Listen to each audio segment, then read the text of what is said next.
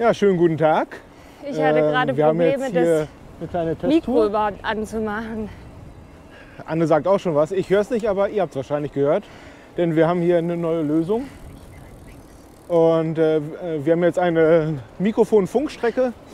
Der Empfänger ist an der GoPro und wir haben beide Ansteckmikrofone mit hier dem Sender.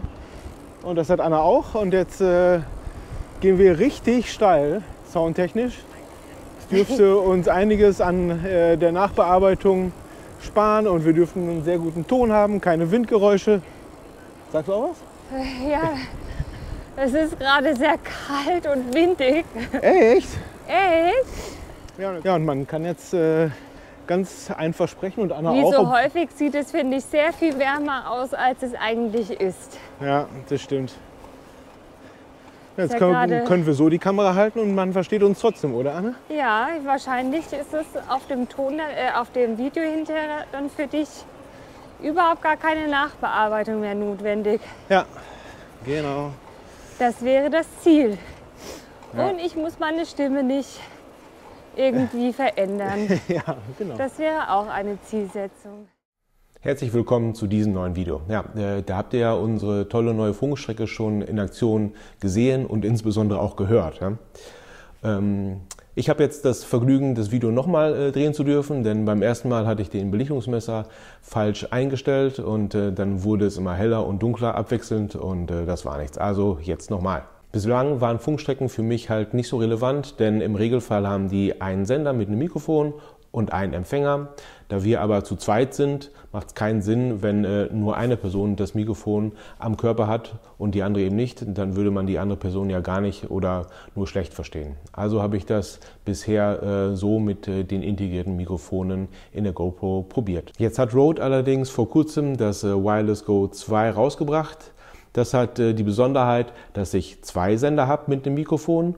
Und die Tonsignale gehen gleichzeitig hier in einen Empfänger rein. Den Empfänger kann ich in den Blitzschuh von der Kamera reinschieben und da befestigen. Und mittels Kabel geht dann das Tonsignal in die Kamera rein und wird dort gespeichert. Jetzt fragt ihr euch vielleicht, warum macht denn Mario überhaupt ein Video zum Ton?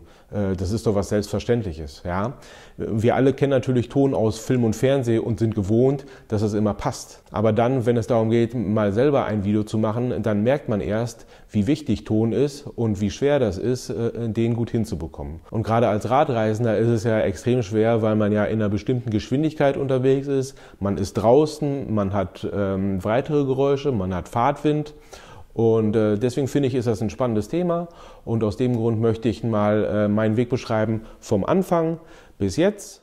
Dann fangen wir mal direkt an mit der GoPro Hero 8.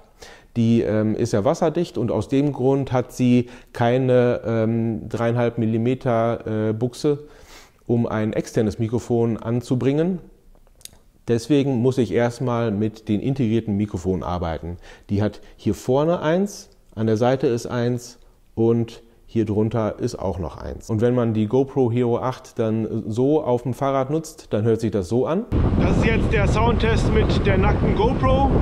So hört man mich, wenn ich auf mich zeige. Und jetzt drehe ich mal nach vorne. Ja, ich spreche, Fahrtwind haben wir ordentlich bei 32 km/h. Ja, und bei solchem Ton möchte man doch eigentlich das ganze Videomaterial direkt wegschmeißen. Ne? Also das funktioniert nicht. Dann habe ich es zwischenzeitlich mal mit so kleinen Windschutzen probiert, die man kleben kann. Die waren 3 mm im Durchmesser und sehr, sehr klein und die haben dann auch wirklich nichts gebracht. Es gibt größere, das könnte man noch mal probieren. Aber ich habe dann weitergesucht und habe diesen Schaumstoff-Windschutz gefunden für günstige 8 € und das war dann mal meine Lösung für das Jahr 2020. Das kann man einfach hier drum machen und wie sich das dann anhört, kann ich euch hier mal zeigen. So ist der Sound jetzt mit der GoPro und dem Schaumstoffmantel drumherum.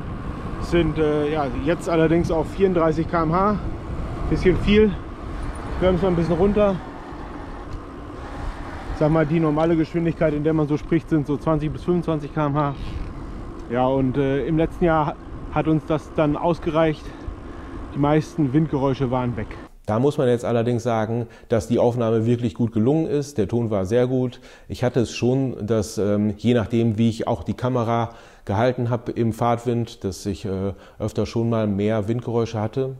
Und ein weiteres Problem ist natürlich, dass der die Kamera hält, relativ nah zum Mikrofon ist und der war dann gut zu verstehen, während Anne, die meist 1,5 Meter weit weg ist, deutlich weniger zu verstehen war. Und dann habe ich eben unterschiedliche Lautstärkepegel in unseren Stimmen und das anzugleichen ist dann immer relativ aufwendig in der Videobearbeitung und so versuche ich mir dann auch mit der Funkstrecke dann weitere Arbeit zu ersparen in der Post-Production. Dann hatte ich ja vorhin schon erwähnt, dass die GoPro keinen Anschluss für ein externes Mikrofon hat. Dem kann man aber Abhilfe schaffen, indem man sich dieses MediaMod hier kauft. Um das anzubringen, muss man bei der GoPro die Akkuklappe abmachen. Schiebt dann die GoPro einfach in dieses Case rein und schließt es. Und dann hat man nicht nur ein integriertes Mikrofon, sondern hier auch 3 Anschlüsse. Ein Micro-USB-Anschluss, ein USB-C-Anschluss für zum Beispiel Strom und einen 3,5 mm Klinkeneingang. Wie sich der Sound mit dem integrierten Mikrofon vom MediaMod anhört, seht ihr hier. Das ist jetzt der Sound mit der GoPro und dem MediaMod. Ja, wir fahren jetzt schon ziemlich schnell wieder mit 24 km/h jetzt. Jetzt zeige ich mal nach vorne. Ich drehe mal ein bisschen die Kamera, dann bekommt ihr einen Eindruck. Und ja, da bin ich mal gespannt, wie die Windgeräusche jetzt sind. Der Ton mit dem integrierten Mikrofon ist natürlich auch nicht so gut, weil ja das Mikrofon keinen entsprechenden Windschutz hat. Der nächste Lösungsversuch war dann ein externes Richtmikrofon. Das kann man sowohl hier an der Seite als auch oben in den Blitzschuh reinstecken und festdrehen. So, kann es hier reinstecken. Das Problem ist dann allerdings wieder, dass der Abstand zwischen der Linse und dem Windschutz, den man auf jeden Fall nutzen muss, viel zu gering ist und dann ragt das ins Bild rein. Das kann ich euch hier mal zeigen. Lösung für dieses Problem ist dann so eine Adapterplatte, die man zwischenstecken kann. Dann das Mikrofon hier oben drauf. Und jetzt ragt der Windschutz also nicht mehr in das Bild. Wie sich der Ton damit anhört, seht ihr hier. Wenn das Richtmikrofon also oben auf der GoPro auf dem MediaMod drauf montiert ist und ich bei 20 km/h fahre, ist der Sound also so. Ich denke, das dürfte okay sein, weil das Richtmikrofon ja auch auf mich gerichtet ist. Aber was passiert, wenn ich das Mikrofon, die Kamera mal umdrehe? Ja? Dann spreche ich jetzt von hinten auf das Richtmikrofon drauf. Und ich dürfte ziemlich weit weg erscheinen. Ja, das ist so das, was mir dabei nicht gefällt. Und dadurch, dass ich jetzt diesen großen Aufbau oben drauf habe, wird aus der kompakten GoPro mit dem Stativ eine ziemliche Fackel. Das ist ziemlich schwer, die Platte oben drauf. Und ja, so geht der Charme irgendwie für mich verloren. Und deswegen habe ich dann nochmal nach einer weiteren Lösung geschaut. Daher werde ich dann hiermit auch nicht während der Fahrt filmen. Wo ich mir das schon vorstellen kann, ist dann abends auf dem Campingplatz, wenn wir irgendwo stationär sind, dass ich dann die Kamera aufstelle und mit dem Mikrofon in unsere Richtung zeige. Ihr habt euch vielleicht schon gefragt, was das hier für komische Teile sind. Das sind kleine Magnete zum Befestigen von den unterschiedlichen ND-Filtern, weil wegen des MediaMods kann ich die eigentliche Befestigung nicht mehr an die Kamera dran machen und so hält es dann aber auch den ND-Filter. Das war dann also auch keine gute Tonlösung und ich war dann sehr froh, als ich gesehen habe, dass Rode das Wireless Go 2 rausgebracht hat, eben mit 2 Sendern. Und jetzt schauen wir uns zuerst mal den Empfänger an. Der hat auf der Vorderseite ein Display, da wird der Verbindungsstatus und der Pegel angezeigt. Oben drauf ist der An- und Ausknopf beziehungsweise damit kann man auch muten. Links haben wir dann einen USB-C-Anschluss für Strom oder die Verbindung zum Rechner.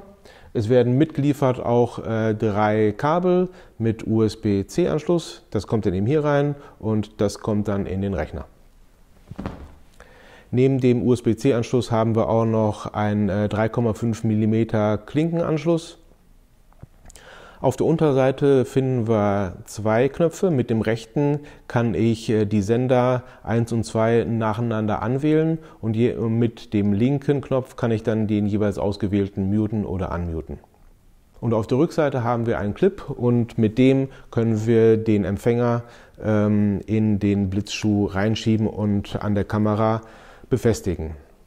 Dann mitgeliefert wird natürlich auch das 3,5 mm Klinkenkabel hier oben rein und auf der Rückseite dann in den Media-Mod. Schauen wir uns als nächstes einen der beiden Sender an. Der hat kein Display. Oben drauf haben wir zwei kleine Leuchten. Eine zeigt den Verbindungsstatus an und die andere den Status von der Batterie. Also die haben eine integrierte Batterie, jedes Teil. Und die Akkulaufzeit wird angegeben mit ca. 7 Stunden. Obendrauf ist dann ein integriertes Mikrofon. Mitgeliefert werden auch 3 Windschutz. Man hat also einen weiteren als Ersatz und die haben eine entsprechende Markierung. Die muss man dann in der entsprechenden Position auflegen und dann drehen. Und danach ist der Windschutz wirklich fest mit dem Sender verbunden. Neben dem integrierten Mikrofon haben wir dann auch eine weitere Anschlussbuchse für ein Ansteckmikrofon. Auf der rechten Seite ist der USB-C-Anschluss, auf der Unterseite An- und Ausknopf bzw. Mute-Knopf und auf der Rückseite haben wir ebenfalls einen Clip zum Anbringen an zum Beispiel Kleidung oder am Revers. Dann machen wir jetzt mal alle 3 Geräte an. Man muss 3 Sekunden lang draufdrücken. Das ist an und die dürften jetzt auch an sein. Ja. Leuchten. Und dann sind sie jetzt auch schon verbunden und jetzt könnte ich halt beginnen, mit der Kamera die Aufnahme zu starten. Dadurch wird das Filmen für uns natürlich schon ein bisschen aufwendiger. Wir möchten halt nicht die ganze Zeit die Mikrofone laufen lassen, sondern immer zwischendurch abstellen. Und wenn wir dann in der nächsten Szene was sagen möchten, müssen wir uns eben abstimmen, dass wir die Mikrofone anmachen und können dann erst die Aufnahme beginnen. Und wie sich der Ton auf dem Fahrrad mit dem Rode Wireless Go 2 anhört, seht ihr hier. Jetzt habe ich das Rode Wireless Go 2 an die GoPro angeschlossen und ich nutze es jetzt aktuell mit dem integrierten Mikrofon in dem Sender. Ja, und der Ton ist dann so und es ist jetzt eigentlich auch egal, inwieweit ich die Kamera schwenke, weil hier kommt der Ton her. Und jetzt werden wir das gleiche nochmal machen mit dem Ansteckmikrofon. Letzter Soundtest mit dem Rode Wireless Go 2. Ich habe jetzt also das Ansteckmikrofon an den Sender dran montiert und ich denke, das ist dann der absolut beste Ton, den ich so rausholen kann. Das Ansteckmikrofon ist übrigens nicht Teil des Lieferumfangs, das muss man sich nochmal separat kaufen. Also das Ansteckmikrofon und den Windschutz auch nochmal extra. Falls ihr euch für das ein oder andere in diesem Video interessiert, schaut mal in die Videobeschreibung, da ist alles verlinkt zu Amazon. Vom Handling her finde ich die Funkstrecke echt easy. Man muss es einfach anmachen und der verbindet dann selbst. Man kann aber auch ein paar Einstellungen am Rechner vornehmen und die zeige ich euch jetzt mal. Wir sitzen nun an meinem MacBook Pro und ich habe 2 Geräte angeschlossen und wir gehen hier auf Rode Central. Das obere Gerät mit dem TX, das ist der Sender und das untere ist der Empfänger. Da klicken wir jetzt mal drauf. Und bevor man die Mikrofone nutzt, sollte man hier grundsätzliche Einstellungen vornehmen. Backlight habe ich auf Off gestellt. Das bedeutet, dass das Display am Empfänger nach ca. 10 Sekunden ausgeht und so spare ich ein bisschen Strom. Dann haben wir hier den Gain Mode. Das bedeutet, mit welchem Ausgangspegel geht der Ton in die Kamera rein. Da gibt es einmal Coarse, dann habe ich 3 Einstellmöglichkeiten, Low, Mid und High. Low steht für minus 24 dB, Mid steht für minus 12 dB und High steht für 0 dB. Ich gehe hier aber auf die Feinabstimmung und das kann man dann in 3er-Schritten verändern und ich habe das getestet, dass ich mit minus 21 dB habe ich dann später in Final Cut einen Pegel beim Gesprochenen von ca. minus 6 dB und das ist der Bereich, wo ich landen möchte. Das spart mir dann in Final Cut später ein bisschen Zeit, weil ich da den Pegel nicht rauf und runter schrauben muss. Bei Mode gibt es Merged und Split. Bei Split, da entsteht ein Stereo-Sound. Das heißt, das eine Mikrofon ist nur auf dem linken Kanal bzw. der linken Box zu hören und das andere Mikrofon nur auf dem rechten Kanal. Das passt ganz gut, wenn man nah beieinander steht und sich unterhält, weil dann bekommt mein Mikrofon natürlich meine Stimme mit, als auch die vom Gegenüber. Das passt dann also. Je weiter man sich aber voneinander entfernt oder angenommen, man ist sogar in verschiedenen Räumen, dann ist es ganz unangenehm, die eine Person nur auf dem linken Ohr zu hören und die andere auf dem rechten. Deswegen nutzen wir das nicht, sondern wir nutzen Merged. Da vermengt er beide Mikrofonsignale zu einem Ton auf einem Kanal. Und so entsteht links und rechts der gleiche Ton. Und weil wir jetzt hier nur einen Kanal nutzen, habe ich bei Safety Channel die Möglichkeit, den gleichen Ton auf dem zweiten Kanal nochmal aufzunehmen, allerdings mit weiteren minus 20 dB leiser. Das hat den Vorteil, angenommen, ich habe einen ganz lauten Ton und mein erster Kanal ist so eingestellt, dass der einen lauten Lacher zum Beispiel gar nicht mehr darstellen kann und dann wird dieser laute Ton oben abgeschnitten. In solchen Fällen kann ich dann eben auf den Safety Channel zurückgreifen und der ist nochmal um 20 dB leiser. Das mache ich aber nicht. Und dann gibt es hier den Button, da kann ich entweder einen Marker setzen, das bedeutet oftmals läuft das Mikro schon ein paar Minuten vorher, weil man den Sound checkt und irgendwann beginnt man dann wirklich zu sprechen und an dem Zeitpunkt kann man auf den Knopf drücken und setzt dann in der Audiospur einen sichtbaren Marker und muss also später bei der Nachbearbeitung den Einstieg nicht so umständlich suchen. Das nutze ich aber auch nicht, sondern ich aktiviere hiermit wieder das Backlight, weil das Display nach 10 Sekunden ausgeht. Kann ich dann nochmal hier drauf drücken und dann geht das Display wieder an und ich kann die Pegel kontrollieren. Wenden wir uns nun dem Sender zu, da klicken wir oben drauf und dann auf das Einstellungsrad und ich habe hier insbesondere zwei Einstellungsmöglichkeiten. Einmal die Record-Funktion On und Off. Wenn es Off ist, dann passiert das, was ich erwarte. Der Sender zeichnet den Ton auf, leitet es direkt weiter an den Empfänger und von dort geht es in die Kamera. Wenn ich die Record-Funktion aktiviere, dann speichert er die Tonspur im Sender selber. Also sie geht gar nicht direkt weiter an den Empfänger, wobei der an sein muss. Und es hat den Vorteil, dass der Empfänger gar nicht mal mit der Kamera verbunden sein muss. Ich habe einfach dann später meine Kamera-Videoaufnahme und im Sender separat die Tonspur. Und die kann ich dann zum Beispiel auch hier sehen. Die Aufnahme ist jetzt so kurz, dass es keinen Sinn macht, da reinzuhören, aber man kann sie dann hier exportieren, einen Namen vergeben und so weiter, ein paar Einstellungen noch machen und dann später von dort in das Videoschnittprogramm einfügen. Wenn die Record-Funktion aktiviert ist, dann kann er in der Standardqualität bis zu 43 Stunden speichern auf dem Sender oder in der Broadcast-Qualität gute 7 Stunden. Und der letzte Punkt ist, dass ich nochmal den An- und Ausknopf, mit dem ich auch muten kann, dass ich die Mute-Funktion eben locke. Das geht hiermit an und aus. Das waren die Einstellungen, die ich euch am Rechner zeigen wollte. Das war jetzt alles, was ich zum Rode Wireless Go 2 sagen wollte. Ich finde es echt ein cooles Teil und ich denke, das wird den Ton nochmal deutlich verbessern. Dann kann ich nur sagen, freut euch auf die nächsten Videos. Ich hoffe, dass es im Sommer auch alles klappt mit den Einschränkungen und sage vielen Dank fürs Zuschauen. Bis bald.